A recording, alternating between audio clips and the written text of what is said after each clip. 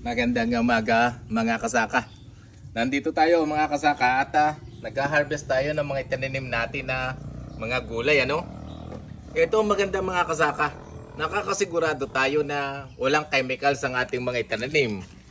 Ang kakainin natin, ihahain natin sa ating hapag ay siguradong walang chemicals ano. Katulad ng kamatis na ito mga kasaka no. Para ka na rin nangangain ng mansanas mga kasaka oh.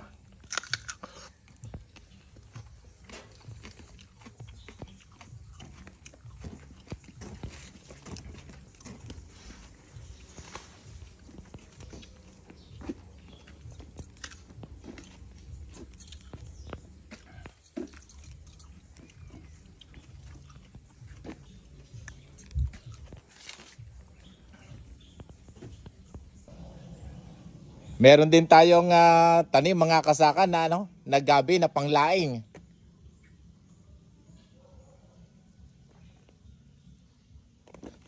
So nag-harvest lang tayo ng dahon niya no.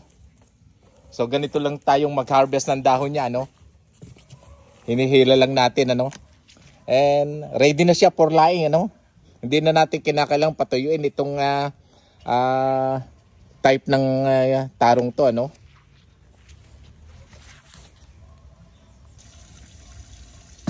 Ito pa yung ating talong mga kasaka ano na naunang itinanim natin ano. Ito ang tinatawag na araw-araw ano. Maliliit nga siya pero maganda siya mga kasaka. Napakasarap nito. At araw-araw sabi nga nila nag-harvest ka.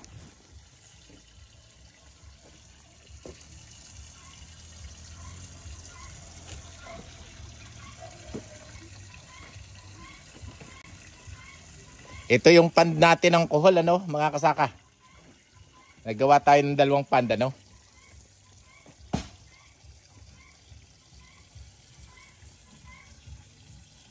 So magluluto tayo ng ginatang kuhol ha.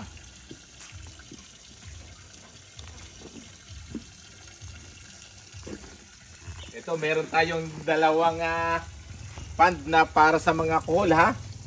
Mga kasaka.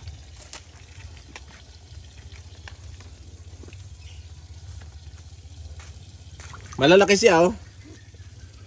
Sarili nating harvest.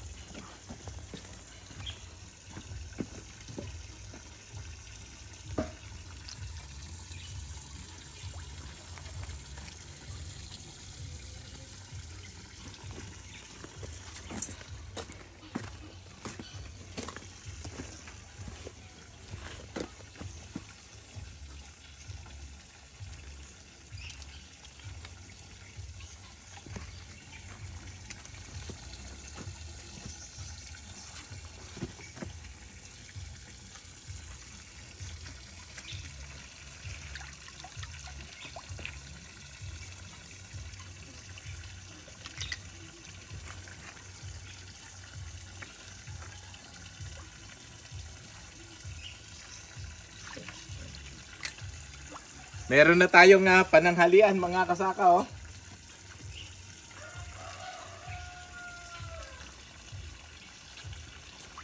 So ganito lang mga kasaka. Mag-alaga tayo ng kuhol, magtanim tayo ng mga gulay para sa ating pang-araw-araw na pangangailangan ano. Na nakakasigurado tayo na walang mga chemicals ano. Kaya hanggang dito na lang mga kasaka. Isang maliit na pamamaraan ko para sa pagpapaunlad ng ating agrikultura, para sa pagpapaunlad ng ating kabuhayan. Bye-bye!